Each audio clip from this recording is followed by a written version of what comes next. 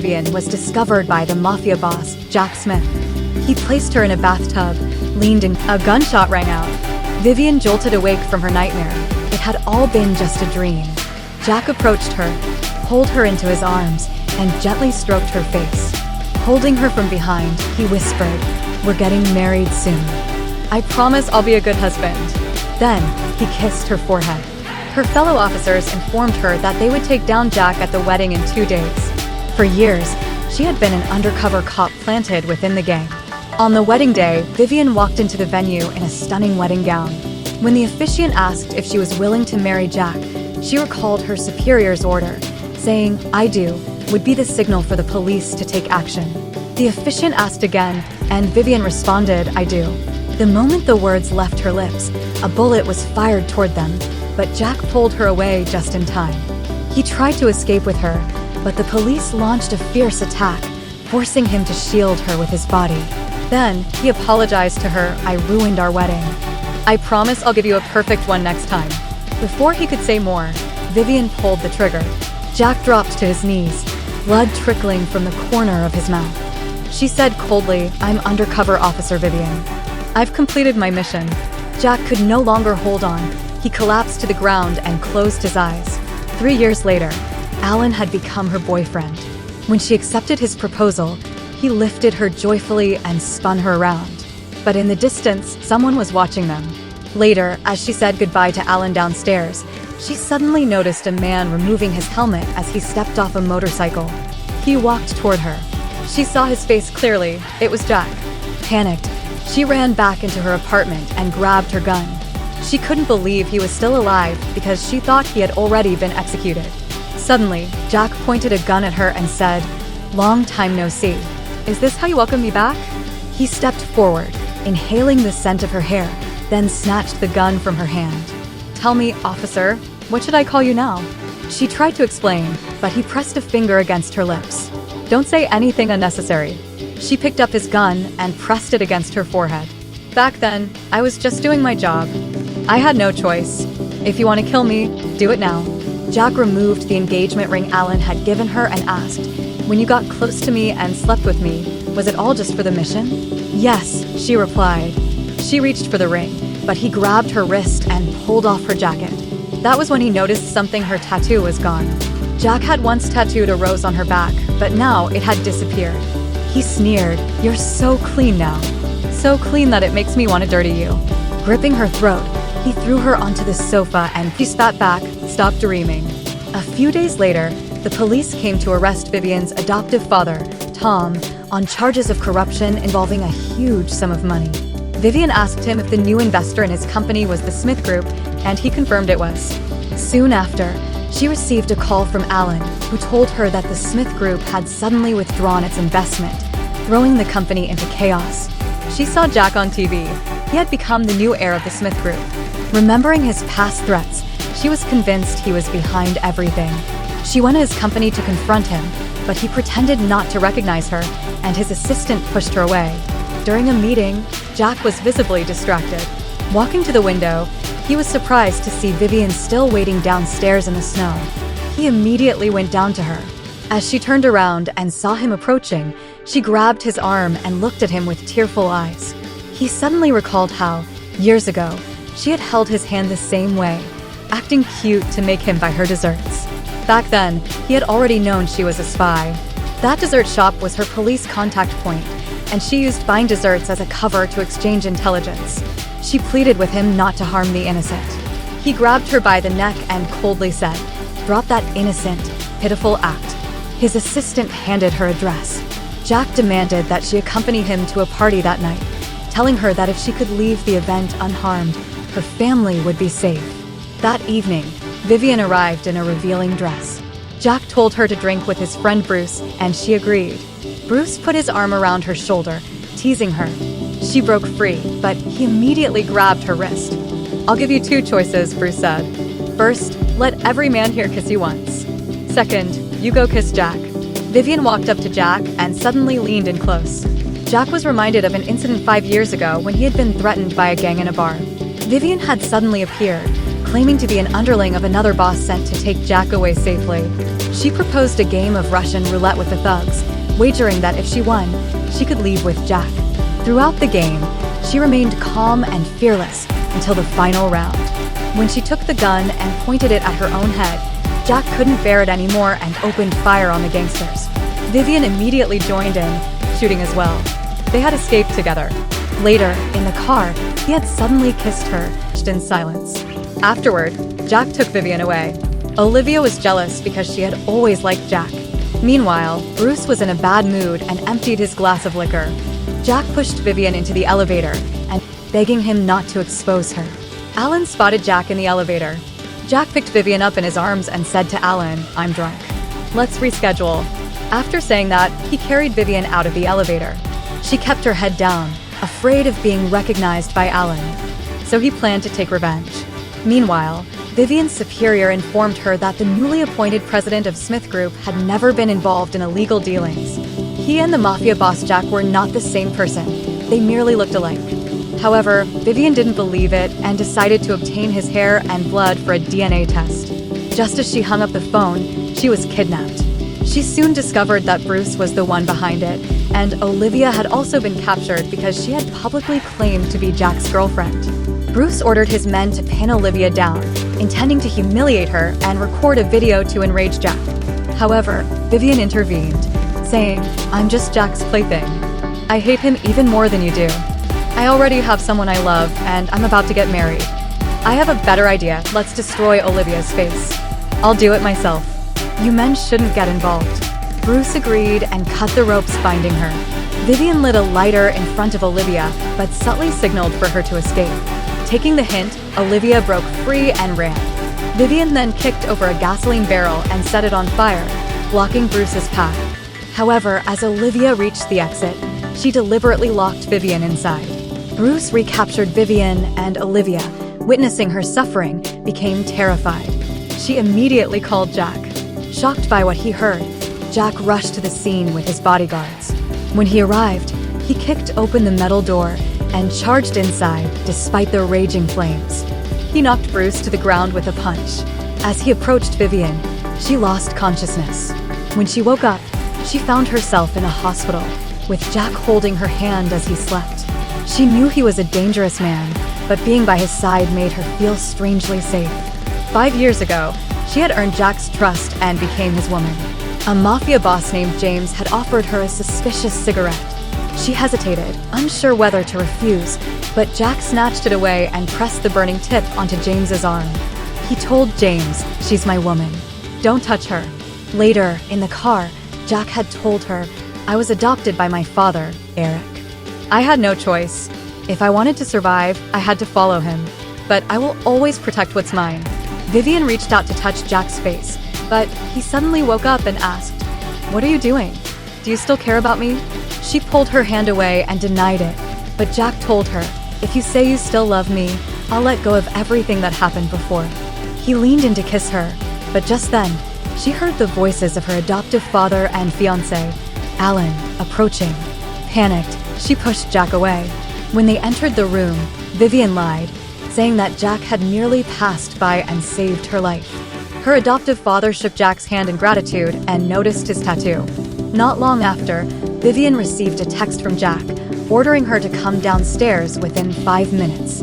She quietly left the hospital room, but Alan woke up and realized she was gone. So he grabbed a blanket and went to look for her. Jack took off his coat and draped it over Vivian's shoulders. She resisted, but he touched her face and ordered her to obey. He asked if she had truly fallen in love with Alan, but she refused to answer. Enraged, he lifted her onto the corridor railing, stroked Vivian's hair, then carried her away. Alan watched their retreating figures, his expression complicated. Jack carried Vivian to his car and said, "I'll give you 2 days to break up with Alan." He was so close to her. Alan turned away, closed his eyes, and then sat down on the ground. Vivian pushed Jack away and slapped him hard, calling him a bastard. He told her, "You and I are the same, trapped in darkness yet yearning for the light." It's ridiculous. When Olivia woke up, she found her hands tied. She thought Jack had come to save her, but he asked coldly, "Why are you completely unharmed?" Vivian is skilled in combat, yet she was seriously injured. Why? Olivia tried to shift the blame, but the gang members testified that she was the one who had locked Vivian inside the factory. Jack grabbed Olivia by the throat. She asked him, "Aren't you curious about what Vivian said after being kidnapped?" She played a video of Vivian confessing her feelings for someone else and then mocked Jack. "You're protecting her, but in her eyes, you're nothing." Jack simply replied, "So what? I don't care who she loves." Then the gang members surrounded Olivia and humiliated her. Alan took Vivian to a bridal shop to try on wedding dresses. When she stepped out in the gown, he was mesmerized. As she spun around, she nearly lost her balance, and he caught her, whispering, "Don't fall for someone else, okay? I want to build a home with you." She hugged him back, but suddenly, she saw Jack standing outside the shop, watching them.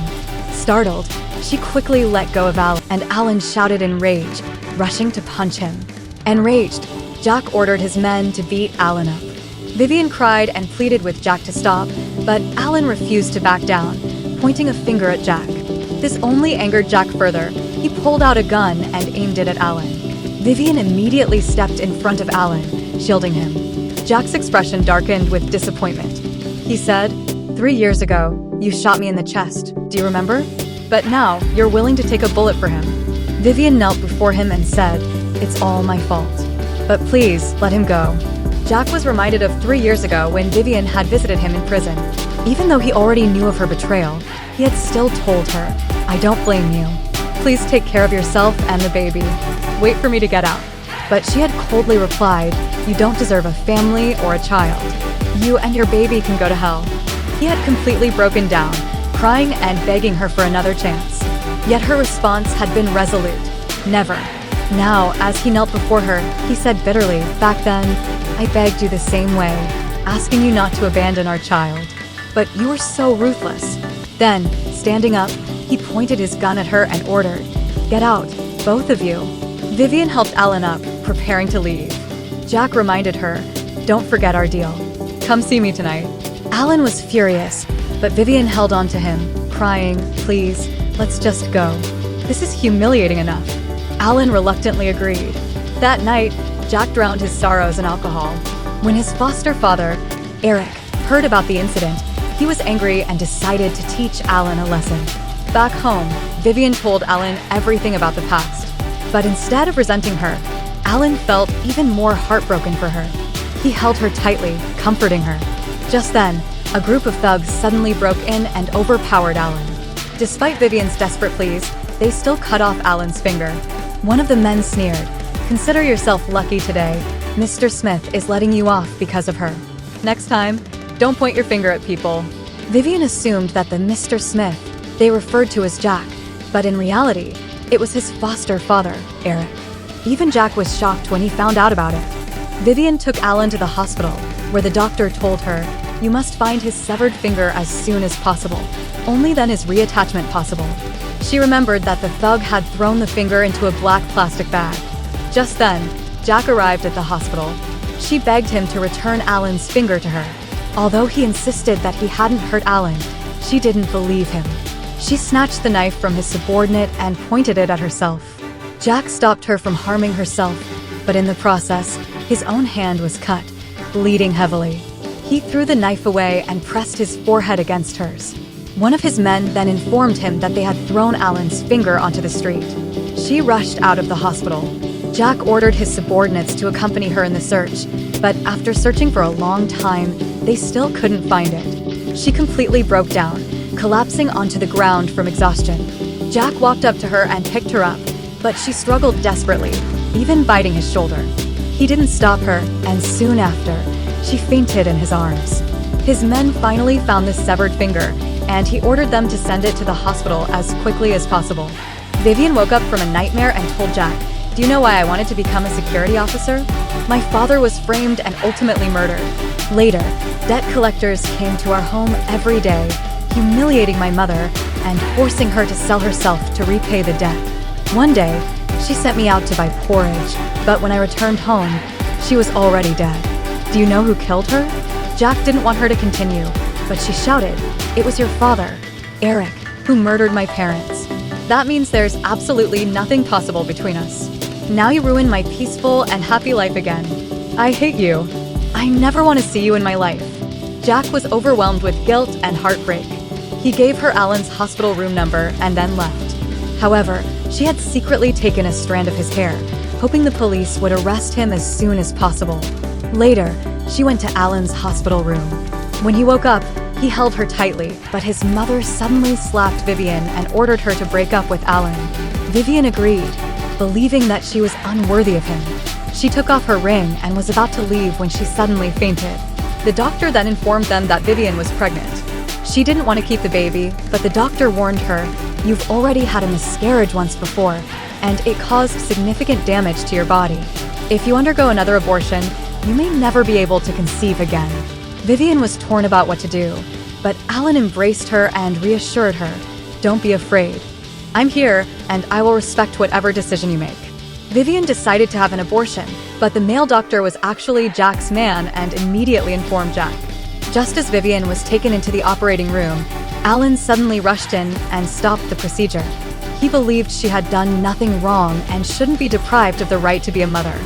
He proposed that they elope to another city and start a new life together. Then they got into a taxi and headed to the airport, but Jack intercepted them on the way. Holding Vivian tightly, he asked, "You're carrying my child, yet you want to run away with another man?" Jack tried to take her away, but an enraged Alan struck him on the forehead, injuring him. Later, at home, Vivian treated Jack's wound. He pulled her into the bathtub and kissed her passionately for a long time. When she woke up, she picked up the blood-stained cotton swab from the table. Now, all she wanted was to escape from this man. Jack's DNA test results came out, and the female officer arranged to meet Vivian at a cafe. When she tried to escape, her car was soon blocked by Jack. She stepped on the gas and charged forward, forcing Jack to give way. Successfully, she escaped.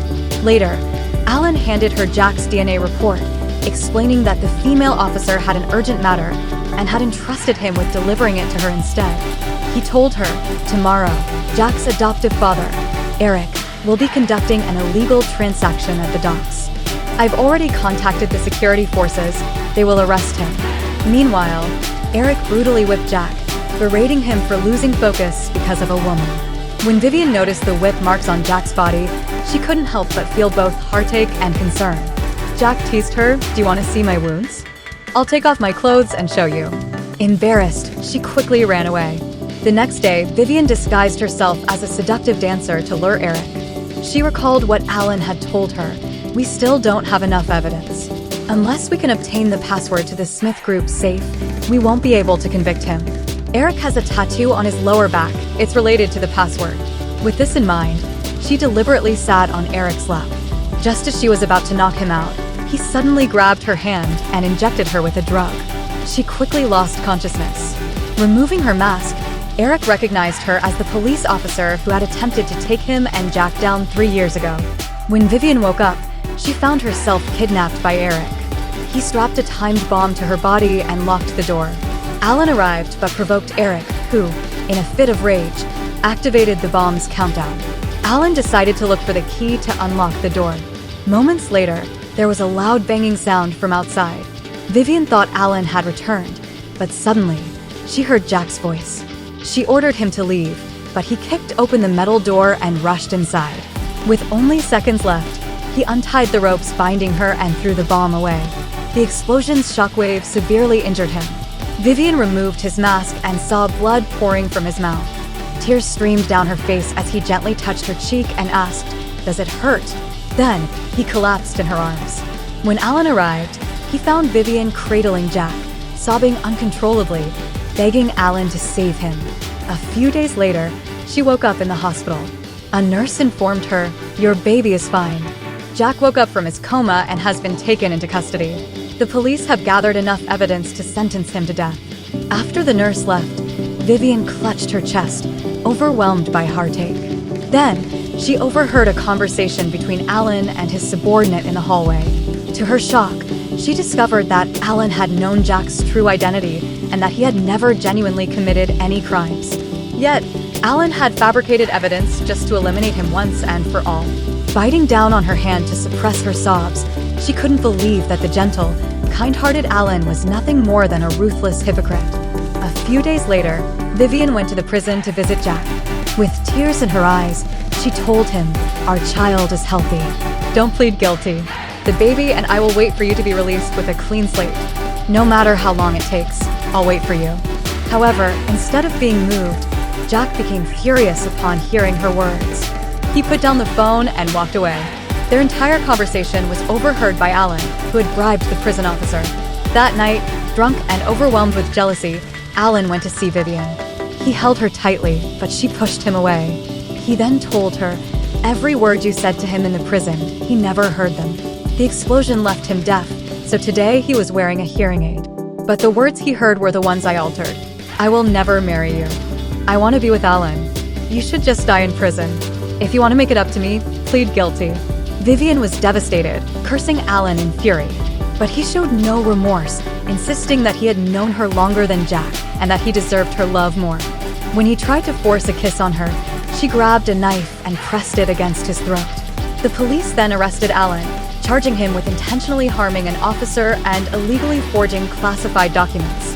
The female officer revealed to Vivian Jack was actually an undercover police officer. His real name is Jack Brown. 6 years ago, the real Jack Smith died, and he assumed his identity to infiltrate the gang. However, since everyone who knew his true identity back then is now dead, it took us this long to uncover the truth. Vivian realized that she had hated the wrong person all these years. Jack had never done anything to hurt her. Just then, the female officer received a phone call. Jack had died in prison due to worsening infection from his injuries.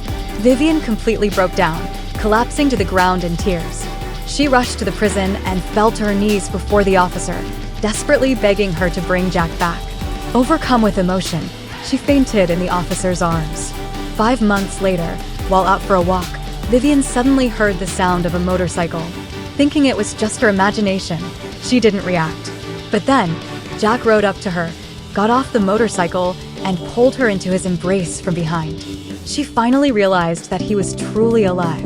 Overwhelmed, she touched his face and even pinched his cheek to confirm it wasn't a dream. Crying, she asked why he had stayed hidden despite being alive. Jack answered, "I had no choice. This was the final step in the anti-crime operation. Only if Jack Smith was declared dead could the remaining forces be completely eradicated."